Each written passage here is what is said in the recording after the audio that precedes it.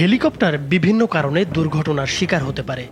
তবে সম্প্রতি ঘটে যাওয়া ইরানের প্রেসিডেন্ট ইব্রাহিম রাইসির মর্মান্তিক হেলিকপ্টার দুর্ঘটনা কি নিছকই একটি দুর্ঘটনা ছিল? সেই আলোচনা যাওয়ার আগে চলুন আরও কিছু ঘটনা জেনে নেওয়া যাক। সালটা 2010। মজিদ শাহরিয়ারি নামের একজন শীর্ষস্থানীয় ইরানি পারমাণবিক বিজ্ঞানী তার গাড়িতে করে যাচ্ছিলেন। এ সময় মোটরসাইকেল আরোহী এক ব্যক্তি গাড়ি চলমান অবস্থায় তার গাড়িতে একটি চুম্বকীয় বোমা স্থাপন করে তা অ্যাক্টিভেট করে দেয়।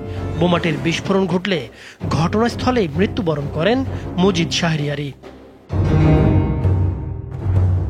ওই বছরই মাসুদ আলী মোহাম্মদী নামে অন্য একজন বিশিষ্ট ইরানি পদার্থবিদ এবং অধ্যাপককে তার ব্যক্তিগত গাড়ির পাশে রাখা একটি মোটরসাইকেলে দুর্নিয়ন্ত্রিত বোমা বিস্ফোরণের মাধ্যমে হত্যা করা হয়।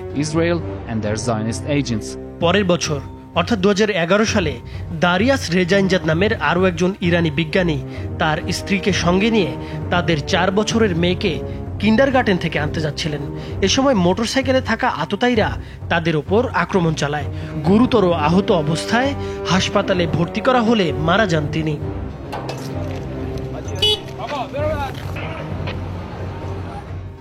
একই বছর ইরানের সামরিক ঘাঁটিতে বিশাল একটি বিস্ফোরণে নিহত হন ইরানের ক্ষেপণাস্ত্র কর্মসূচির একজন শীর্ষস্থানীয় বিশেষজ্ঞ হাসান তেহরানি মোগাদ্দাম সহ IRGCর 17 সদস্য।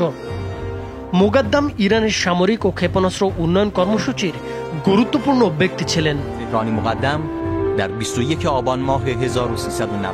2012 সালে তেহরানে একটি বোমা হামলায় নিহত হন মোস্তফা আহমদী রওশন নামের আরও একজন ইরানি পরমাণু বিজ্ঞানী। আগের মতো এবারও মোটরসাইকেলে থাকা আততায়ী তার গাড়িতে চুম্বকীয় বোমা স্থাপন করে এই হামলা চালায়। বোমাটি বিস্ফোরিত হলে রওশন ঘটনাস্থলেই নিহত হন।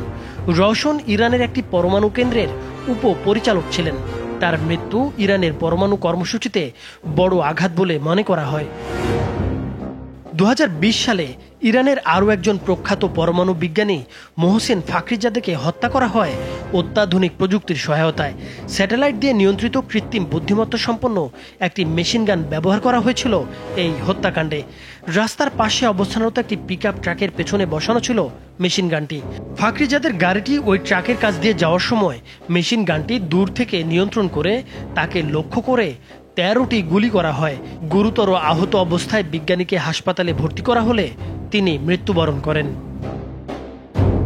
ইরানি সরকার এই সব হত্যাকাণ্ডের জন্য ইসরায়েল ও পশ্চিমা গোয়েন্দা সংস্থাগুলোকে দায়ী করে, যদিও তারা আনুষ্ঠানিকভাবে এই দায় স্বীকার বা অস্বীকার কোনোটাই করেনি। 2020 সালেই ইরানের ইসলামিক রেভলিউশনারি গার্ড কর্পসের এলিট কুদস ফোর্সের কমান্ডার কাশেম সুলাইমানি ইরাকের বাগদাদে পৌঁছানোর পর বাগদাদ আন্তর্জাতিক বিমানবন্দর ত্যাগ করার সময় তার গাড়ি লক্ষ্য করে মার্কিন ড্রোন কয়েকটি মিসাইল নিক্ষেপ করে। ঘটনাস্থলে নিহত হন তিনি সহ তার সঙ্গীরা।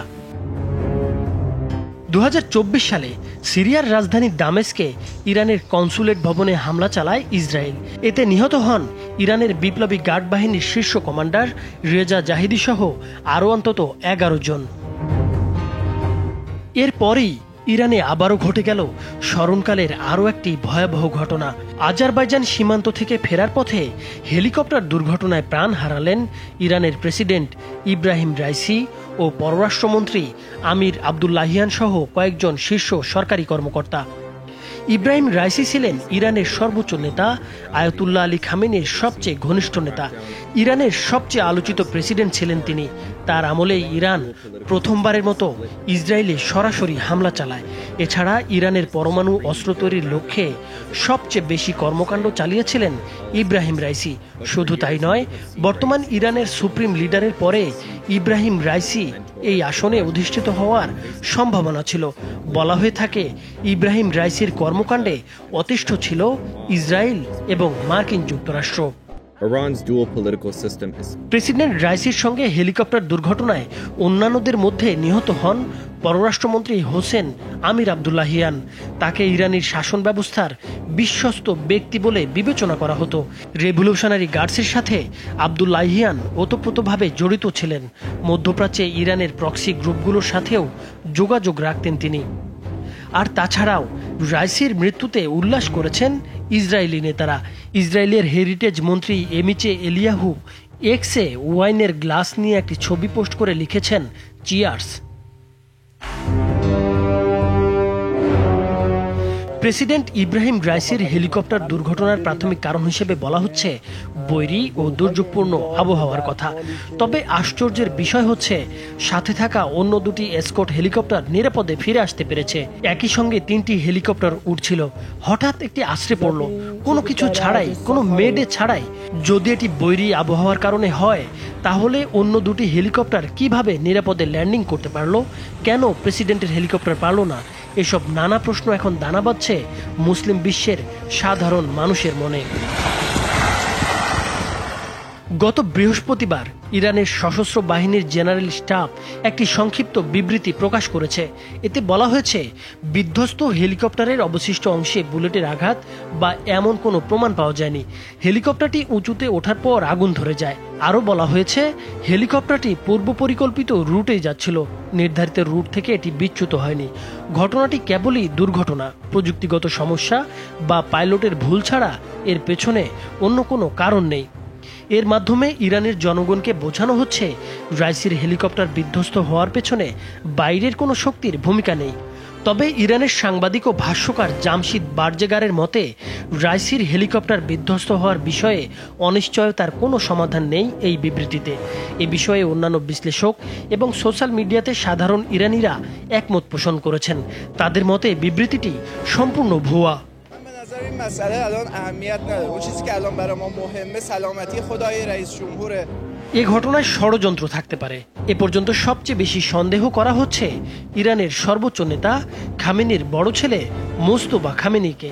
বিশ্লেষকদের মতে খামেনির পর সর্বোচ্চ নেতা হওয়ার সম্ভাবনা ছিল রাইসির, আর রাইসির সবচেয়ে বড় প্রতিদ্বন্দ্বী ছিলেন খামেনির বড় ছেলে। এছাড়াও রাইসির মৃত্যুর সংবাদ ঘোষণার কয়েক ঘন্টা আগেই দেশটির সর্বোচ্চ নেতা আলী খামেনি জনসম্মুখে বিবৃতি দেন। তিনি বলেন, দেশের ভবিষ্যৎ নিয়ে জনগণের উদ্বিগ্ন হওয়ার কোনো কারণ নেই, রাষ্ট্রীয় কার্যক্রম নির্বিঘ্নে পরিচালিত হবে। 2020 সালে যখন আইআরজিসি কমান্ডার কাসেম সোলাইমানি নিহত হয়েছিলেন, তখন খামেনি কাঁদতে কাঁদতে বিবৃতি দিয়েছিলেন, কিন্তু রাইসির মৃত্যুর খবর ঘোষণার সময় তার কণ্ঠে সেরকম কোনো আবেগ দেখা যায়নি। একমাত্র ওয়ালটন এসি দিচ্ছে 1 বছরের রিপ্লেসমেন্ট গ্যারান্টি। ইতোমধ্যে দেশটির পরবর্তী প্রেসিডেন্ট নির্বাচনের সব প্রস্তুতি নিয়ে রাখা হয়েছে। 2022 সালের শেষের দিকে ইরানে বিক্ষোভের সময় মোস্তফা খামেনির মৃত্যু চেয়ে স্লোগান দিয়েছিলেন জনতা। তারা বলেছিল, মোস্তফা, আপনি মরবেন, আপনি কখনোই নেতৃত্বে আসতে পারবেন না। এবার রাইসির জায়গায় যদি মোস্তফাকে নির্বাচিত করা হয়, তাহলে হয়তোবা আবারও বড় কোনো বিক্ষোভ দেখবে ইরান। নাইমুর হোসেন, মাছরাঙা টেলিভিশন।